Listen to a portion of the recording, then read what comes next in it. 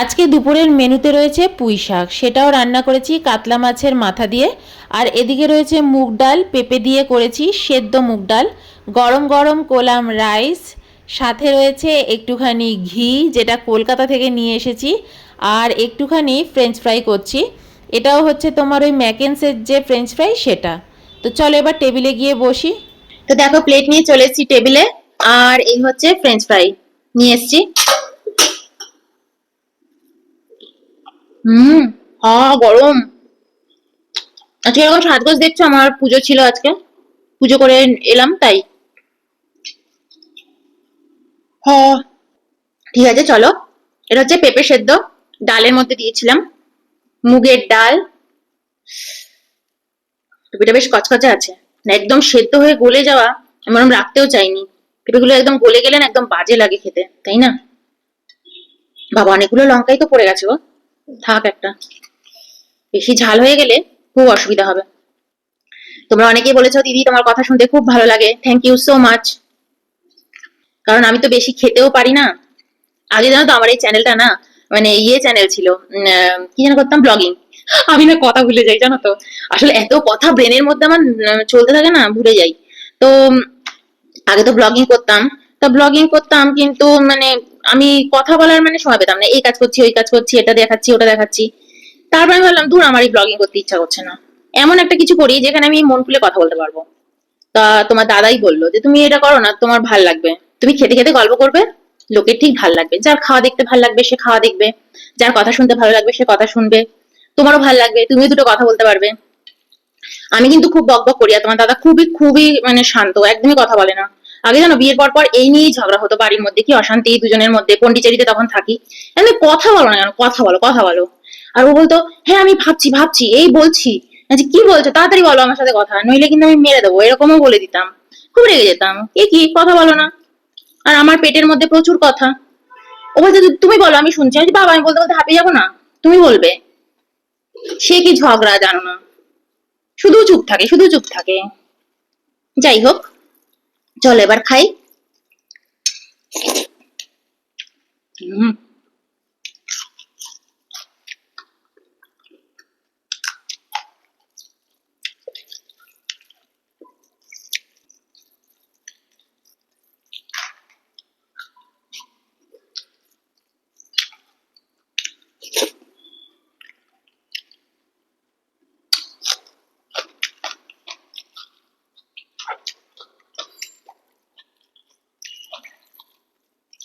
ভালো লাগছে বেশ, ঘিটা ঘিটা দিয়ে খেতে খুব ভালো লাগে। নিয়ে নাও, তুমি ফ্রেঞ্চ ফ্রাই গুলো নাও, আরো বেশি নাও।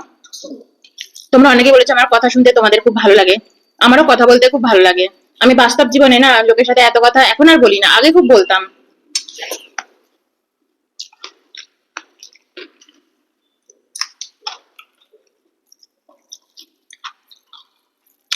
তোমাদের সাথে আমি একটা আমার এক্সপিরিয়েন্স আজকে শেয়ার করবো, সেটা হচ্ছে এ বাড়ির। আমি এই ফ্ল্যাটে আসার পর, আমি 19 সালে আমার এই ফ্ল্যাটটা কিনি। তো আমরা যখন বাড়িতে এসেছিলাম তখন এমনিতে পুরো কমপ্লিট হয়ে গেছিল, আমি বাড়িটা কিনেছিলামও একদম কমপ্লিট অবস্থাতেই কিনেছি।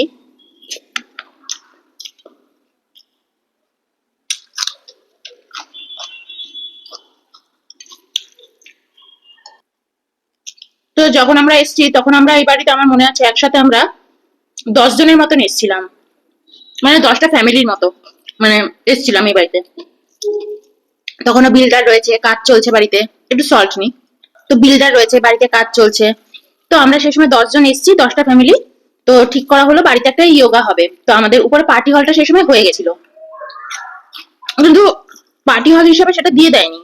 তো বিল্ডারকে বললাম যে আমরা একটা ইয়োগা করতে চাই, বাড়ির মধ্যে টিচার আনতে চাই, টিচার এনে ইয়োগা করবো। আমাদের বিল্ডার রাজি হয়ে গেল। তখন আমরা 10টা ফ্যামিলি ওই ইয়োগা করতে গিয়ে একে অপরের সাথে মিট করেছিলাম।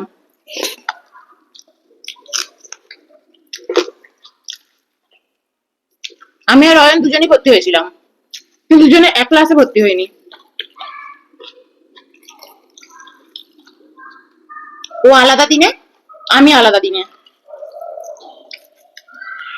ও আবার ব্যাচটাতে, যে ব্যাচটাতে ছিল ছেলেরা একটু বেশি ছিল, মেয়েরাও ছিল কিন্তু ছেলেরা একটু বেশি ছিল।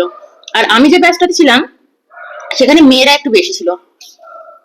আমাদের ব্যাচে মানে ছেলেরা আসতোই না, তোমার ব্যাচেই সব ছেলেরা আসতো। আর দুজন মেয়ে আমাদের ব্যাচে জায়গা পায়নি, তারা দুজন অয়নের ব্যাচে আসতো।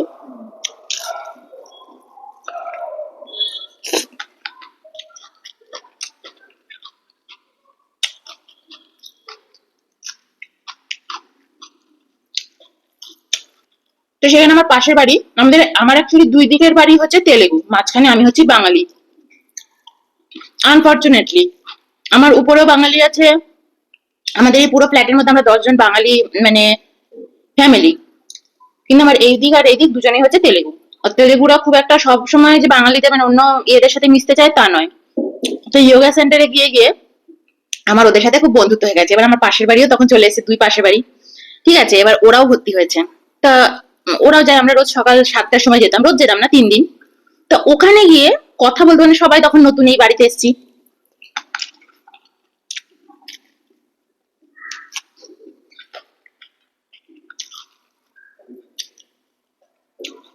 আমি কিন্তু তোমাদের সাথে এত তাড়াতাড়ি করে কথা বলি খেতে খেতে, কারণ আমার হাতে সময় খুব কম থাকে।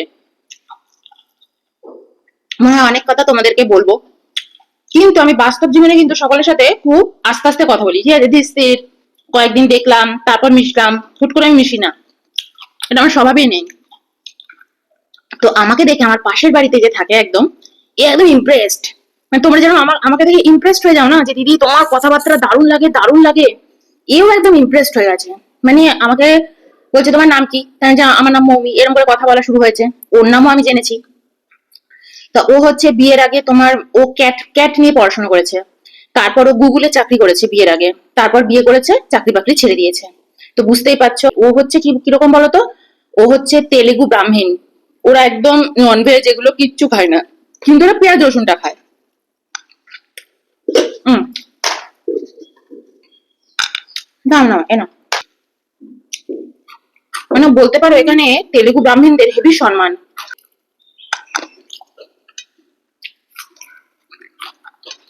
তো বুঝতেই পারছো, খুব ভালো পড়াশোনা করেছে, তারপর আবার চাকরি করেছে ভালো, সারা জীবন খুব ভালো ভালো মানুষ হয়েছে। আর এত সুন্দরী দেখতে, কি বলবো, আমি খুব সুন্দরী দেখতে। এবার সে আমার কথাবার্তা শুনে একদম ইমপ্রেসড।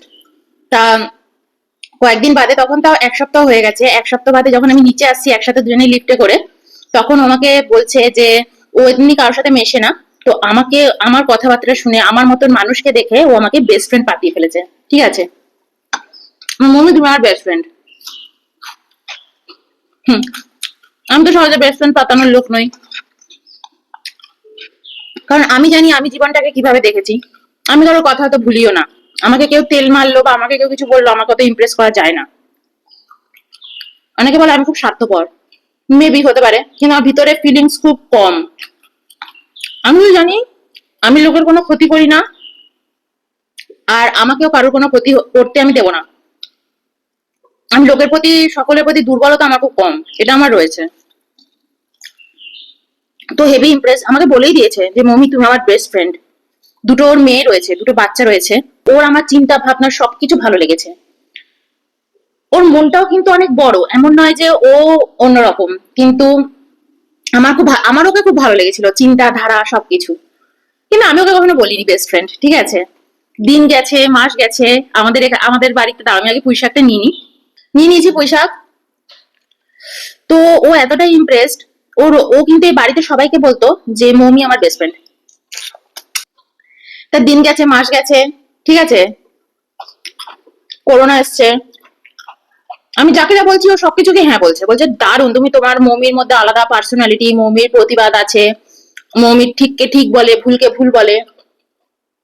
উল্টা আমি যখন অন্য কাউকে কিছু বলতাম না, ও এসে বলতো না না মৌমি যেটা বলছে সেটাই ঠিক, মৌমি যেটা বলবে আমি সেটাই করবো, সেটাই ইয়ে করবো।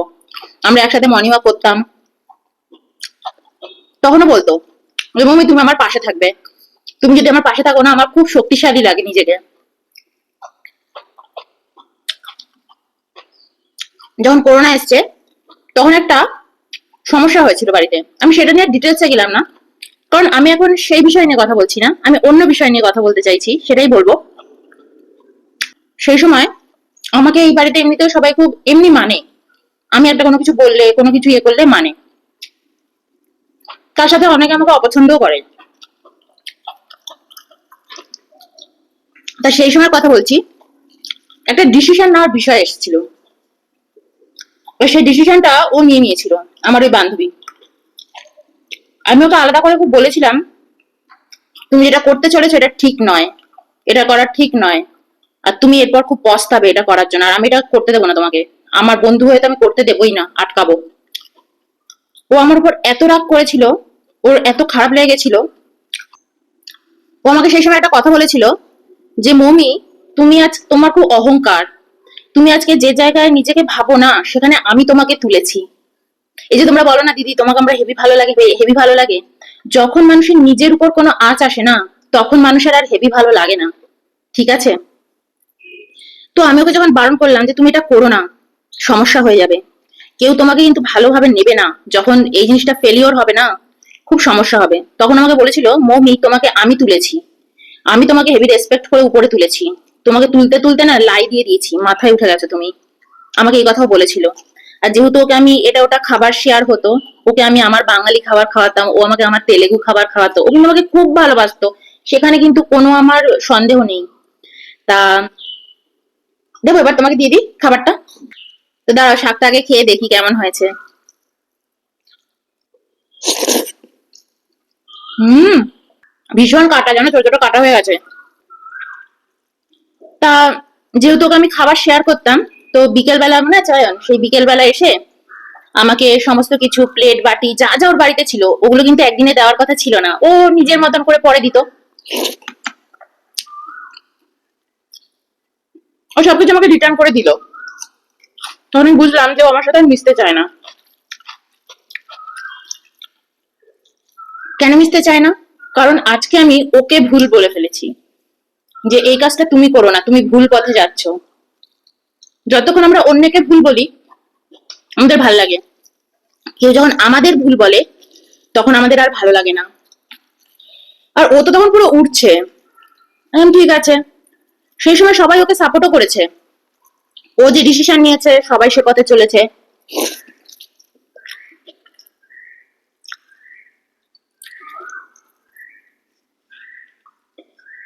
আস্তে আস্তে বাড়িতে লোক বেড়েছে, 10 জনের জায়গায় 25 জন চলে এসছে, হোয়াটসঅ্যাপে লোক বেড়েছে। করোনার আগে আগেই মোটামুটি আমাদের বাড়িতে সবাই ঢুকে পড়েছে। কিছু লোক কেনেনি সেই সময়, পরে কিনেছে, কিন্তু যাদের যাদের ঢোকা ঢুকে পড়েছে 20 সালের মধ্যে। তো সেই সময় মোটামুটি আমি চুপই হয়ে গেছিলাম, ঠিক আছে তোমরা যেটা ভালো বোঝো করো। অ্যাকচুয়ালি বিষয়টা একটু পার্সোনাল ছিল, মানে বিল্ডারের সাথে ঝামেলা ছিল, আমি ওকে বলেছিলাম ওই বিষয়টা তুমি ইনভলভ হয়েও না, আর এইভাবে তুমি মাতব্বরি মেরো না, সেটা তো ওর খুব গায়ে লেগে গেছিল। তো ওই প্রথমে ডিসিশন নিল, সবকিছু করলো, ঠিক 6 মাস বাদে দেখা গেল ডিসিশনটা পুরো ভুল ছিল, আর বিল্ডার মানে খুব ডেঞ্জারাস ভাবে ঠকিয়ে দিয়েছে, আর সেই ডিসিশনটা নিয়েছে ও। ভাবো, বাড়ির লোক ওকে পুরো হোয়াটসঅ্যাপ থেকে বের করে দিয়েছে, ঠিক আছে? সেই সময় তখন 2022 সাল চলছে, বলো হয়। অয়ন বলছে অপমান করে বের করে দিয়েছিল, রাইট? ওর স্বামীকে ওনার গ্রুপ থেকে, আর আমরা সবাই ওনার গ্রুপে তো একজন একজন করে মেম্বার থাকে, তো ওর স্বামীকে ওনার গ্রুপ থেকে বের করে দিয়েছে, আর ওকে বের করে দিয়েছিল রেসিডেন্ট গ্রুপ থেকে। পুরো মানে কি অপমান তুমি ভাবতে পারবে না। কিন্তু করলো কিন্তু সবাই, শুধু ওর ঘাড়ে বন্দুকটা রেখে করলো। আমি ওকে বারবার বললাম করো না। এই জিনিসটা হতে হতে 6টা মাস লাগলো, 6টা মাস আমার কিন্তু খুব কষ্ট হলো। ও সবাইকে বুঝিয়ে দিল মৌমি ভুল, মৌমি আমাকে এরকম বারণ করেছে, এই কাজটা করা খুব দরকার, এই কাজটা আমরা করব।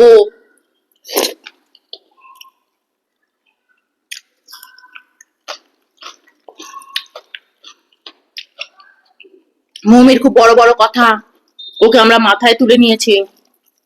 অন্য মহিলারা ওকে হ্যাঁতে হ্যাঁ বললো, সবাই মিলে করলো, কিন্তু যখন বের করে দিল ওকেই বের করে দিল একদম হোয়াটসঅ্যাপ গ্রুপ থেকে। তারপরও বুঝতে পারলো যে মৌমি কতটা রাইট ছিলাম, মানে আমি। আজকে আমাদের 22, 23, 24, 25, 3 বছর হয়ে গেল। 25 সাল এটা চলছে পুরো, হয়নি, 25 সাল হয়ে গেল, 3 বছর। আজ অব্দি আমি ওর সাথে কথা বলি না। তারপর থেকে ও রেগুলার চেষ্টা করছে আমার সাথে কথা বলার, একটু লজ্জায় আসতে পারছে না আমার সাথে কথা বলতে।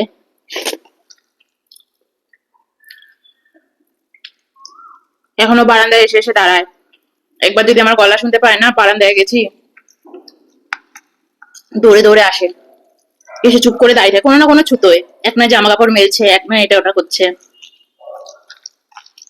আমাকে আমার নেবাররা, অন্যান্য নেবাররাও বুঝিয়েছে, এখন অবশ্য ঢুকিয়ে দিয়েছে, 2025 সালে ঢুকিয়ে দিয়েছে, তাই না? জানুয়ারি মাসে, এবছরই তো ঢুকিয়েছে, জানুয়ারি মাসে ওকে ঢুকিয়ে দিয়েছে। সবকিছু মোটামুটি এখন ঠিকঠাক হয়েই গেছে, সবকিছু একদম নর্মাল। বাট এই 3 বছর আমি ওর সাথে কথা বলিনি, ভবিষ্যতে বলবো কিনা কোনো ঠিকও নেই। সবার কাছে গিয়ে কাঁদুনি গায়, মানে কাঁদুনি না, আমি ওকে ছোট করছি না, সত্যি ও কাঁদে, বলেও আমরা ভুল করে ফেলেছি, বাট আমি আর ওর সাথে কোনোদিনও মিশবো না। 3 বছর হয়ে গেল, পাশের বাড়ি, আমাকে অনেকে এসে বুঝিয়েছে মম্মি ক্ষমা করে দাও। আমি যে ক্ষমা তো আমি করে দিয়েছি, মিশবো আর না।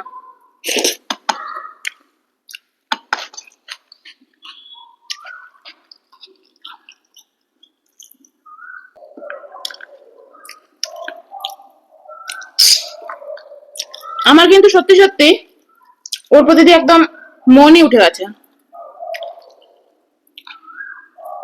আমার ওর প্রতি কোনো রাগ নেই, শুধু দুঃখ আছে যে না, আমাকে আর কারোকে মাথায় তুলতে হবে না, আমাকে আমার মতো ছেড়ে দাও।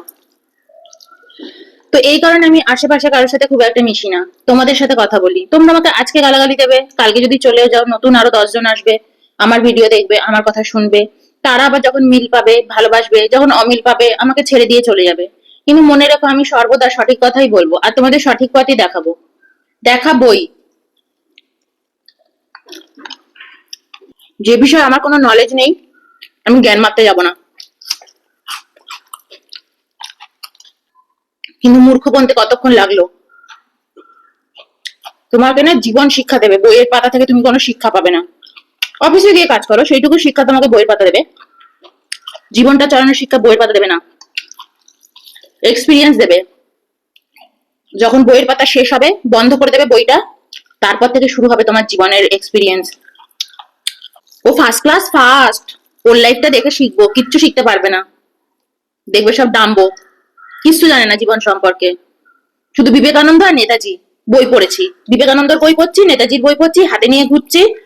বিবেকানন্দ নেতাজির বই পড়ছো, পারবে তাদের মতন মনের বল, তাদের যে মনের জোর, পারবে?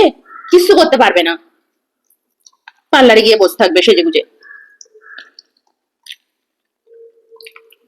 সারাক্ষণ শুধু নেতাজি আর বিবেকানন্দ। তারপর দেখবে বিকেলবেলা সন্ধ্যেবেলা পার্লার থেকে চুল স্ট্রেটনিং করে এলো, মুখে ফেসিয়াল করে এলো। বিবেকানন্দ আর সুভাষ চন্দ্র বোস করতো তো তাই।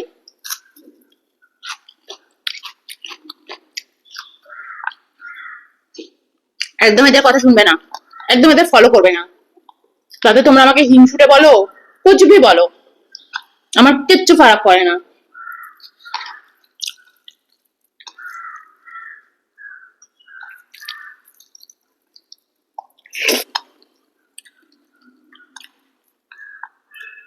তোমার যদি মনে হয় আমি নিজেকে সাজিয়ে গুছিয়ে রাখবো, যাও পার্লারে যাও, সাজো গোজো, পরিষ্কার পরিচ্ছন্ন হও, সুন্দর থাকো, তাতে কোনো ক্ষতি নেই।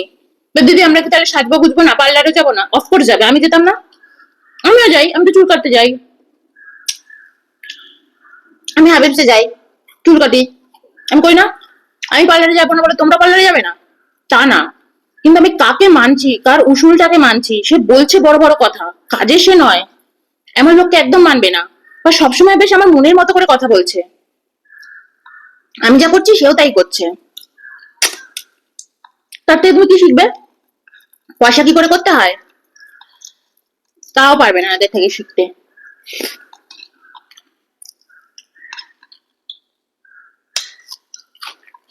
শুধু চটকদারি, এই দুনিয়াটাই পুরো চটকদারি।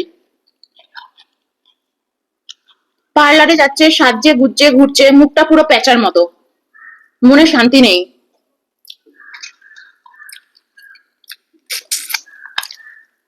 এটাই আমি বলতে চাইছি, মনের শান্তিটা কোথায় পাবে? মনের শান্তিটা খুঁজতে হবে তোমার একা নিজের মধ্যে থেকে। এই যে আজকে আমি পুজো করেছি, আমি কোনো মন্ত্র তন্ত্র হেনা তেনা ফুল বেলপাতা কিছু ইউজ করিনি, আমি তো চুপচাপ বসে থেকেছি ঠাকুরের কাছে, আমি এটাই করি।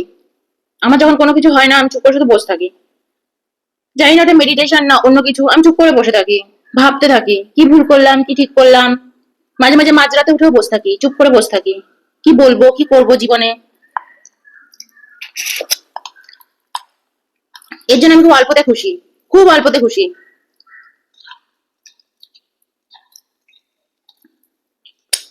তোমার যা আছে তুমি যদি তাতে খুশি থাকতে পারো, তুমি হচ্ছে এই পৃথিবীর সব থেকে হ্যাপিয়েস্ট পার্সন, সব থেকে ভালো সুখে আছো।